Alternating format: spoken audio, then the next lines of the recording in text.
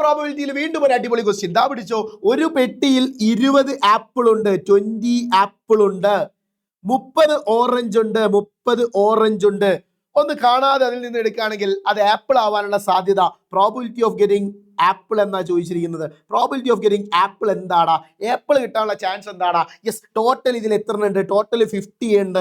So ആപ്പിളിന്റെ എണ്ണം എന്ന് പറഞ്ഞാൽ 20 ആണ്. 20 ഡിവൈഡഡ് ബൈ 50 എന്നുള്ളത് 0 കട്ട് ചെയ്താൽ നമുക്ക് 2/5 എന്ന ആൻസർ കിട്ടും. സെറ്റ് അല്ലേ? സെറ്റ് അല്ലേ? യെസ്. അടുത്ത ക്വസ്റ്റ്യൻ, ബി ക്വസ്റ്റ്യൻ ചോദിച്ചിരിക്കുന്നത് what is the probability of getting N orange? ഒരു ഓറഞ്ച് കിട്ടാനുള്ള ചാൻസ് എന്താണ്? ഓറഞ്ചിന്റെ എണ്ണം 30 ആണ്. 30/50 0 കട്ട് ചെയ്ത് പോയാൽ ബാക്കി 3/5 ആണ്. സോ നമുക്ക് ഓറഞ്ചിന്റെ പ്രോബിലിറ്റി കിട്ടി. ഇനി ചോദിച്ചിരിക്കുന്നത് if 10 more apples are put in the box, ഈ ബോക്സിലേക്ക് എന്താക്കുന്നു? നമ്മൾ 10 ആപ്പിളും കൂടി ഇടുന്നു. 10 ആപ്പിളും കൂടി ഇടുമ്പോൾ 30 ആപ്പിളായി.